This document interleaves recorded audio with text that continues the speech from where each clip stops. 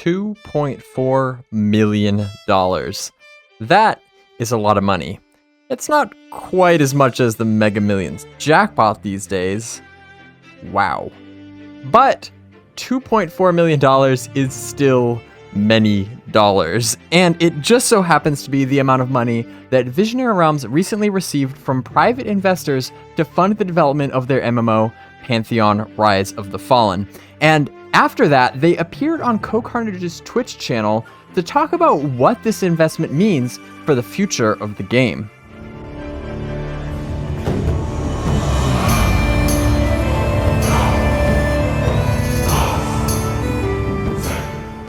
In the July 2022 Pantheon newsletter, Visionary Realms stated, quote, "It is our pleasure to announce that we have secured another $2.4 million from private investments to help us continue this incredible community building project.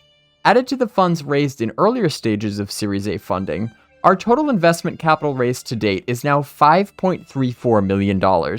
This figure is additional to crowdfunding efforts and is a huge accomplishment for Pantheon," end quote. Pantheon's development is rooted in crowdfunding. It was first announced as a Kickstarter campaign in 2014, but when that didn't reach its goal, they shifted to crowdfunding independently on their own website via pledge packages. Visionary Realms had very little money at this time, and it wasn't until 2015 that they received their first angel investment, which allowed them to start paying their team and take development more seriously. They've received some other investments along the way, most notably in 2017 and 2021, but still, each of those only took them so far, and crowdfunding continues to be the backbone of the funding that keeps the project afloat. There's an important difference between a crowdfunding pledge and an investment.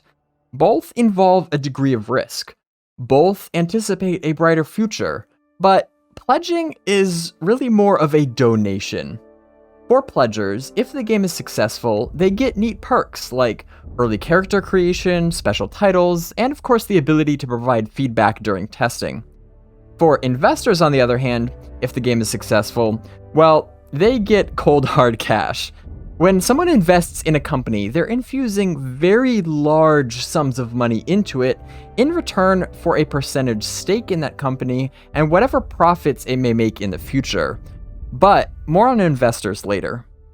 Investment can be a pretty scary word for those of us on the consumer side, especially those who have spent so much time and pledge money supporting the vision of what Pantheon is to become.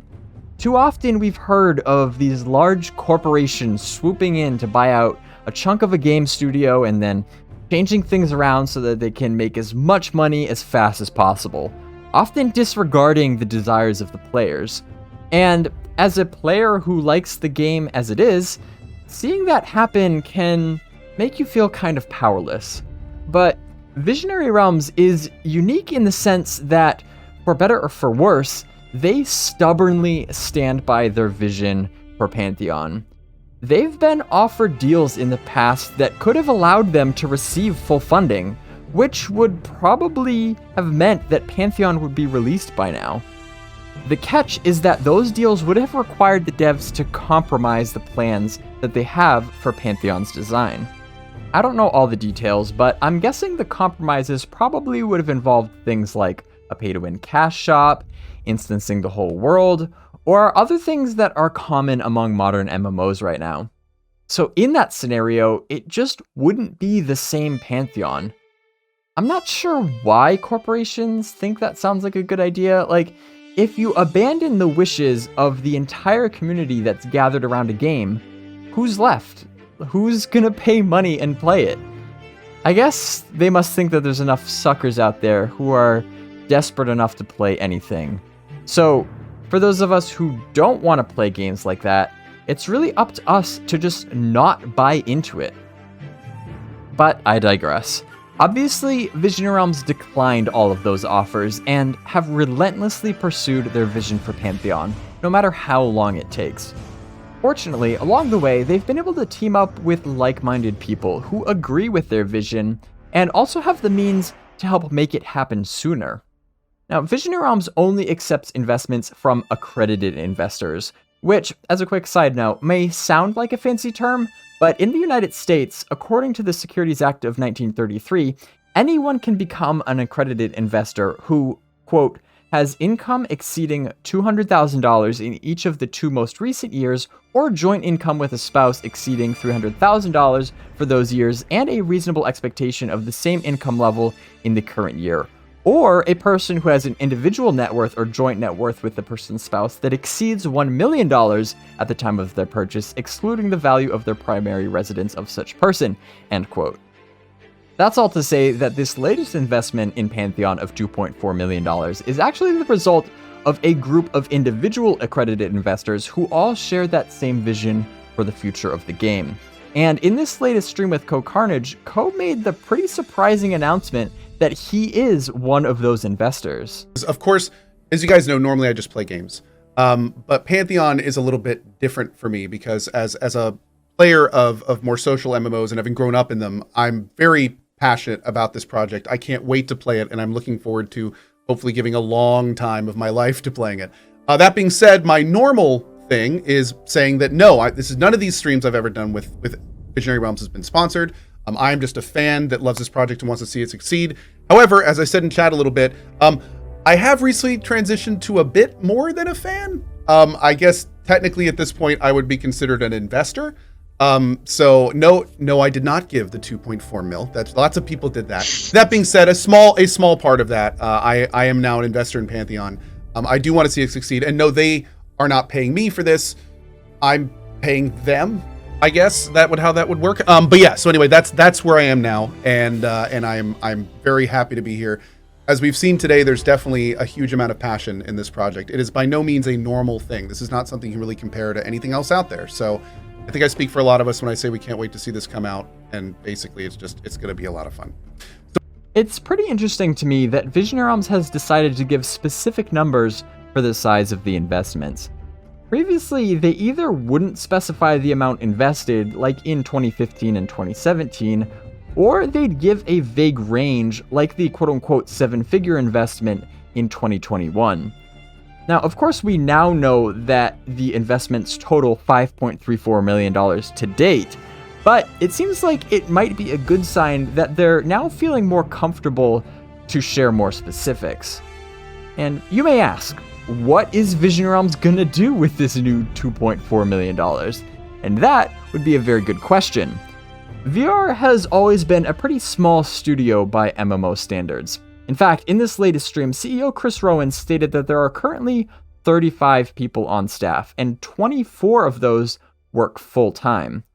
For the sake of comparison to an MMO that was recently released, here's the list of people who worked on Lost Ark.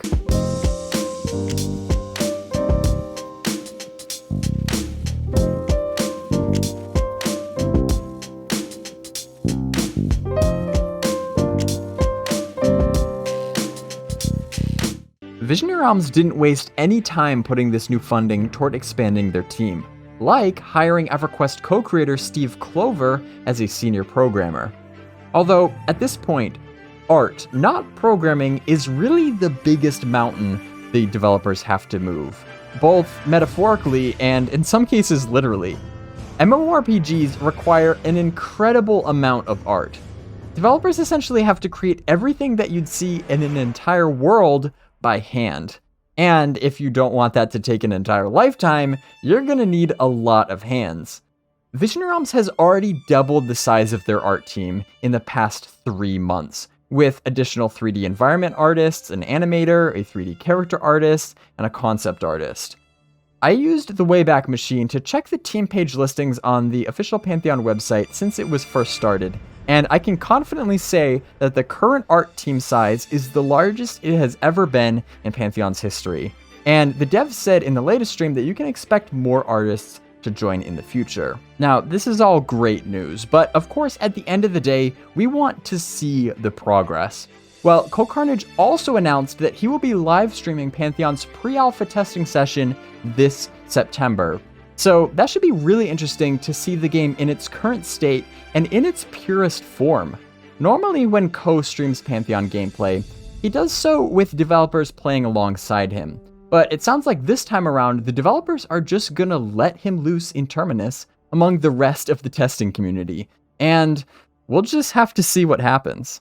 If you don't want to be out of the loop about Pantheon's development moving forward, hit the subscribe button now because this channel is dedicated to following it closely. And while I don't talk about it often, similar to how making an MMORPG costs money, creating content about MMORPGs also costs money. Granted, not nearly as much, but it's still a factor. And if you find my videos valuable and you want to play an active part in helping this channel continue to grow, I recently overhauled the BazgrimTV Patreon page. There, you can sign up to donate, and in return, you'll get your name listed in the credits at the end of my videos, exclusive sneak peeks behind the scenes, the first of which will be coming out soon, and real-life loot like this awesome Cowl of the Luminary. If monthly donations aren't your thing, you can always click the thanks button below this video. Either way, it's greatly appreciated and helps improve the quality and quantity of our videos. So until the next video, stay curious and adventure on.